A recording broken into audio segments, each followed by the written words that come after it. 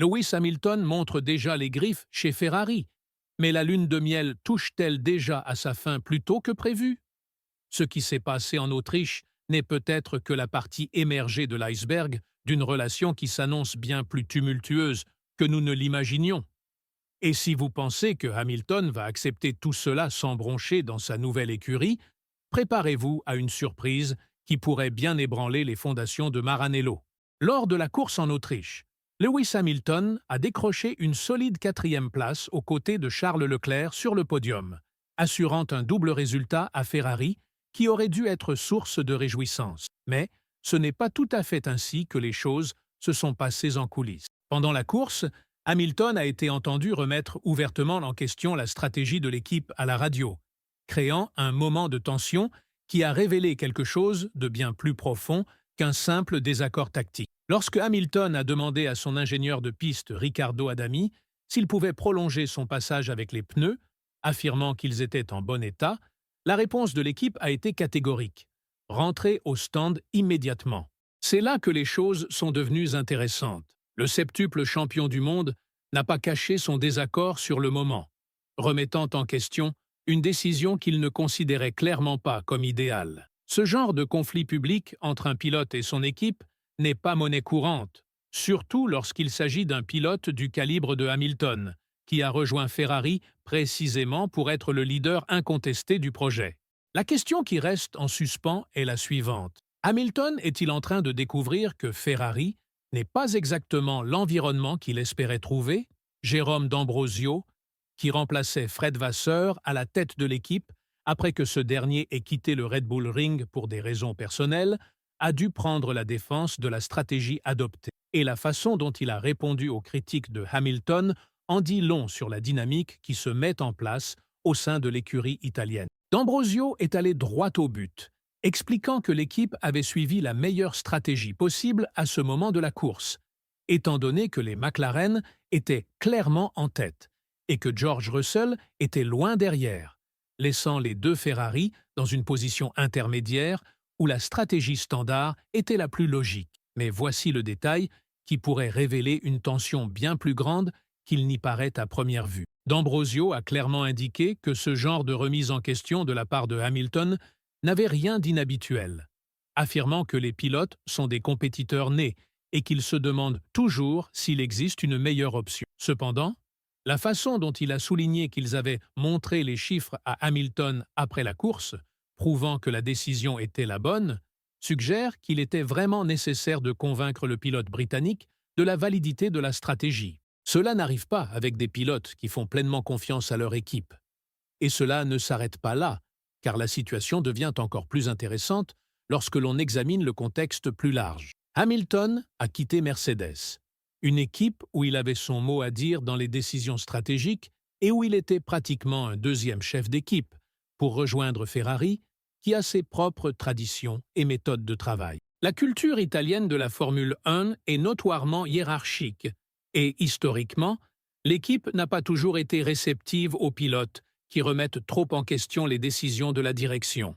Ferrari cherche depuis des années à trouver le juste équilibre entre la liberté accordée à ses pilotes et le contrôle absolu sur les stratégies de course. Avec Charles Leclerc, ils ont trouvé un pilote qui, bien qu'extrêmement talentueux et parfois volubile, accepte généralement les décisions de l'équipe sans créer de polémique publique. Hamilton, en revanche, vient d'une culture complètement différente chez Mercedes, où il jouait un rôle beaucoup plus actif dans les discussions stratégiques et où son expérience et son opinion étaient très appréciées en temps réel. Ce qui rend cette situation encore plus intrigante, c'est le fait qu'après la course, Hamilton a admis que l'équipe avait raison. Il a reconnu qu'il ne savait pas exactement combien de tours il restait et que, avec le recul, la décision de Ferrari était logique. Mais cet aveu a posteriori n'efface pas le fait qu'il y a eu un désaccord public pendant la course, ce qui pourrait indiquer que Hamilton est encore en train de s'adapter à sa nouvelle réalité, où il n'a plus le même niveau d'influence immédiate sur les décisions stratégiques qu'il avait dans son ancienne équipe. Cette dynamique révèle une question fondamentale qui va bien au-delà d'une simple stratégie pneumatique en Autriche. Hamilton est arrivé chez Ferrari avec le statut de superstar absolu, un pilote qui a remporté plusieurs championnats et qui a la réputation d'être extrêmement intelligent sur le plan tactique. On s'attendait à ce qu'il soit non seulement le pilote numéro 1, mais aussi une voix influente dans les décisions de l'équipe. Cependant, ce que nous voyons pourrait être les premiers signes que Ferrari n'est pas disposé à changer complètement sa culture interne pour répondre aux attentes de Hamilton. La question qui résonne dans les paddocks est de savoir si Hamilton parviendra à s'adapter complètement à la méthode Ferrari ou si nous assisterons à d'autres épisodes comme celui de l'Autriche tout au long de la saison. L'histoire de la Formule 1 regorge d'exemples de grands pilotes qui ont eu du mal à s'adapter à de nouvelles équipes, en particulier lorsque celles-ci ont des cultures organisationnelles très spécifiques et bien ancrées. D'un autre côté, il est possible qu'il s'agisse simplement d'un processus d'adaptation naturelle. Hamilton est connu pour sa capacité à évoluer et à apprendre en permanence, et il se peut que ses premiers accros fassent partie d'un processus plus large, visant à trouver l'équilibre parfait entre son expérience et son expertise et la structure existante chez Ferrari. L'équipe italienne, quant à elle, pourrait tester les limites de cette relation en établissant dès le début que, quel que soit le statut de Hamilton, certaines décisions resteront sous son contrôle. Ce qui ajoute encore plus de piquant à cette situation, c'est le contexte actuel de Ferrari dans le championnat. L'équipe lutte pour rester compétitive face à McLaren et Red Bull, et toute source de tension interne peut nuire à ses performances globales. Si Hamilton continue de remettre en question les décisions stratégiques en public, cela pourrait créer un climat d'incertitude qui ne profiterait à personne, surtout dans une catégorie où la confiance mutuelle entre le pilote et l'équipe est essentielle à la réussite. La situation soulève également des questions sur la manière dont Charles Leclerc gère l'arrivée de Hamilton. Bien qu'il n'y ait eu aucun commentaire public de Leclerc sur l'épisode autrichien, il est impossible d'ignorer qu'il doit désormais non seulement partager l'attention de l'équipe, mais aussi composer avec un coéquipier qui n'hésite clairement pas à exprimer son opinion lorsqu'il n'est pas d'accord avec les décisions de Ferrari.